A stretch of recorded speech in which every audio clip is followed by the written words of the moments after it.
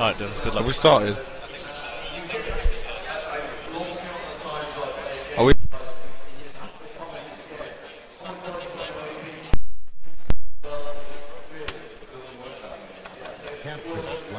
Hello?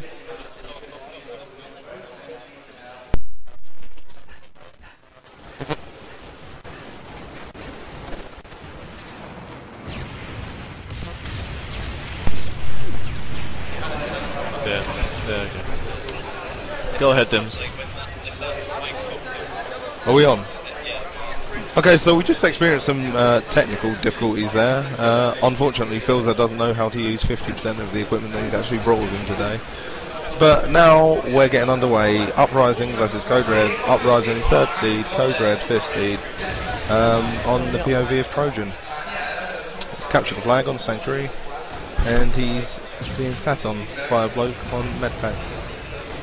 So he's coming off spawn now, seeing JF, seeing two more people, getting nice shots on under. Nice triple kill there, picking off people as his teammates shoot him. Going for flag. His teammates are going to be looking to push up, get some sort of structure for him to run that flag. He doesn't really want to run it too hard, just in case his teammates aren't in position to help him. He's staggering his flag run. Like he's stopping and he's looking back at his snipe just to see if anybody's looking at him, if anybody can get a snipe shot on him or anything like that. That's a really good tactic, because then you're not just blindly running the flag like Manu did just there. And you actually have a path to run through. He's coming back to his shotgun. Went for the flag. I think there was a guy on car who came over and just jumped down behind him. A bit unlucky for him, but no.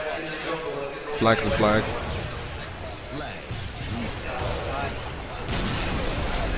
So there's 3 people in his base right now. His team's going to be obviously wanting to get them out of his base, because with them in his base they have spawns locked down. They're going to have people round ring, round snipe, round car, and they're most likely going to have like at least one person in his base. And because of that, if they spawn rocks or if his team spawns shotgun, they instantly have loads and loads of people and loads of angles to shoot him down. They did a good job of breaking that setup and getting them out of their flag. And now he's trying to protect his flags, stop it getting run. Picked up snipe. Trojan is a bit notorious for having a good sniper, so let's see if he can actually do anything with it here. Watching that flag, it's going to return in about 3 seconds, I think. And there it is, it's just back. Narrowly misses the headshot on one guy. Good shots on JD. Obviously can handle his drink. He knows there's someone to snipe. They have 2 snipers now, so it's going to be interesting to see how they play this. Normally on team-based games, there's only ever one person on the team with sniper. They've actually just lost theirs, so maybe that wasn't a good idea to push out with the sniper rifle, lose it. The other team's just picked it up. There's 2 guys on their sniper bridge. JF not really getting anywhere near his head. Meanwhile with Nightfire on the other team, CodeRed. It's been a bit scrappy this game. I did predict it would be scrappy, but I didn't think it would be like this scrappy, like constantly. I thought it would be pretty narrowed out, and when the pressure like really kicked in, that's when people would start fumbling, mumbling, you know, like not really communicating that well, and just like running dead flags and then quick counters and stuff like that. But it's pretty scrappy as it is. Hopefully, as it goes on, some teams can, so one team can get the upper hand and actually demonstrate how to play this map effectively. So Nightfire's got a snipe on car. Car's great because it's a really open place. You can get shot very easily at car, but you can always just back down to your side or just even sprint into ring 2. And car's obviously on the high ground, so you can see most places on the map. You can obviously see into rocks, you can see into their shotgun, into their snipe. If you're a sniper, it's a really nice place to be. You don't really want to position yourself round snipe that much unless you know they're going to spawn rocks, because obviously the further you are away from them, the less likely you are to die, and you're going to keep that power weapon.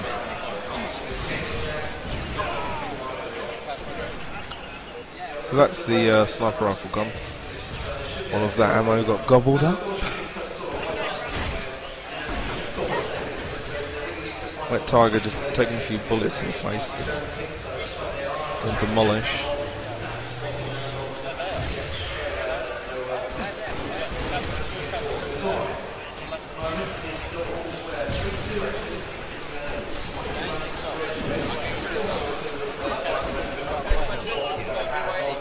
This is a very odd situation that we have going on here, because no team's really controlling Ring 2.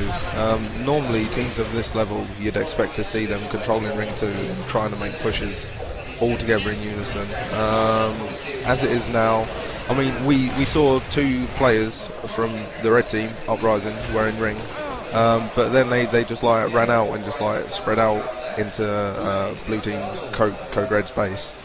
And they just gave up Ring, and because of that, Nightfire actually got into Ring, because he had a better map position. He could come up behind them, and he just absolutely took a dump on them. So, you know, like, you always want to keep Ring and just try and make the most of it as you can. Otherwise, things like that happen.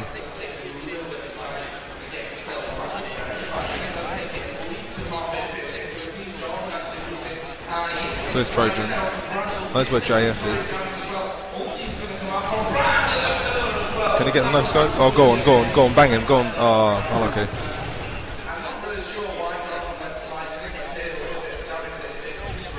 I didn't actually realise that he was on their side. This looks to be promising. He's in their base, he's got a shot on one person. Oh, puts the other guy at one shot. That's a very good shot right there. Alex is probably going to push in, try and clean him up. If he takes off this other guy in rocks, then this is a flag run. Come on, let's go straight through rocks. Is he going to look for a spawn, or is the teammates already set up? He hasn't staggered his flag run at that point to look at snipe. I think because the kills were so fresh, he knew that they wouldn't spawn so quickly. So he took the chance and didn't really. Oh, bit of a fumble there.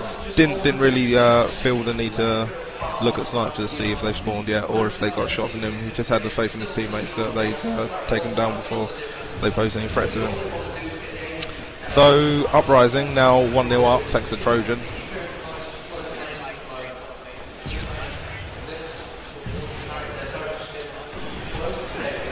Narrowly missing the snipe shot on the guy in courtyard. Backing down, going to try and conserve some of this ammunition and try not to give it away to the other team. I think that's 4 dead now. Going to be looking for spawns in rocks. Sees one guy. Oh, barely misses his head with that quick scope. Sees 3 guys in rocks. His team are probably going to try and move back into Ring now. He did have ring control, but now that he's dead, they obviously don't want to give it up. And there's Alex, right on point to stand there and take that and you know, really fortify that ground. It's mine.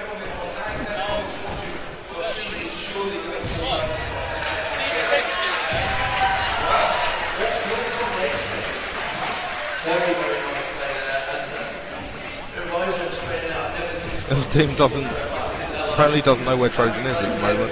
Picking up a nice one-shot kill, getting 2 guys down to 2 hits. He knows there's a guy in rings. There might be a guy pushing snipes, so he's going to have to be wary of that. Takes care of the guy on the flag. He's going to let his teammates run through rocks now and pick up that kill. He's going to be looking for a shotgun spawn as well, trying to help his teammates at ring 1. There's the shotgun spawn. Alex is there to help, and it seems like they have a nice control of this map now, and they have a nice control of spawns. It's not that scrappy now. They do have CodeRed on the back pedal. Seems like that flag cap, you know, really helped them establish in their head what setups they needed, how they were going to play it against this team. Obviously, each team uses different tactics, plays the game differently. So it sometimes takes a while to understand how you're actually going to play a game.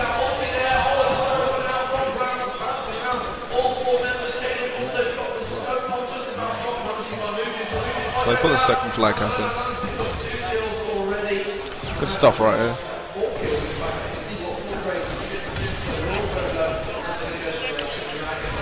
Almost getting taken up by JF. That would really have been embarrassing. Would have actually been in someone's montage. Oh my god.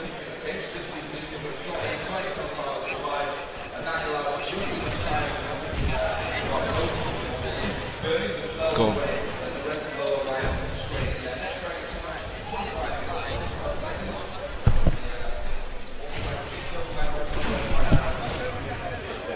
Just in case you're wondering where Maverick went, Jem actually had a nap in a hotel and forgot to wake up.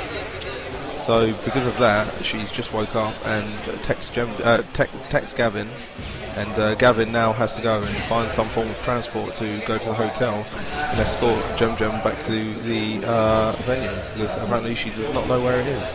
So that's why we've only got one commentator, and that's why this is going to be very boring and monotonous and very statistical and analytical. And you aren't going to have the sexy Sean Connery voice of Gavin Whitehall. You're just going to have the gravelly voice of Gollum. Almost banging the kid right there. Going around, picking up her kill on LB. There's 3 dead right now. Ace is going to try and stay alive, hopefully.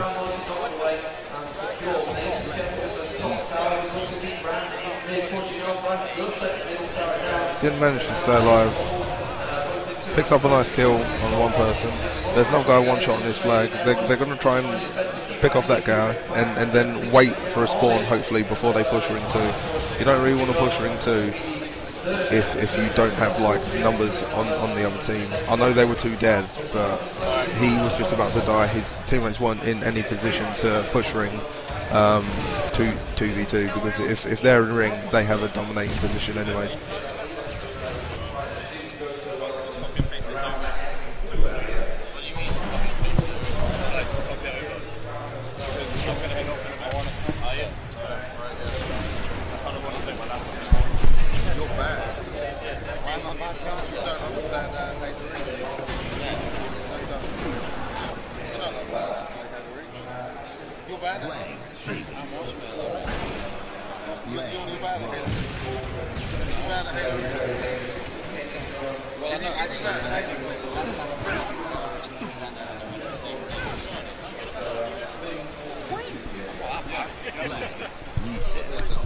I'm not shotgun's coming up in 10.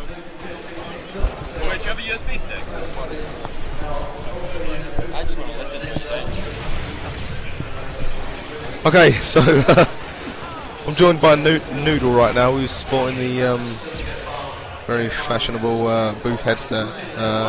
You actually, that was actually a really weird face that you pulled when you put it on. It was like some L'Oreal advert of some sort. Because nerds are worth it. I'm definitely worth it.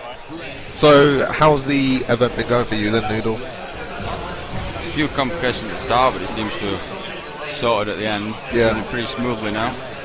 A lot of people seem happy with the way the league systems works. Yep. Definitely something I'd like to try again.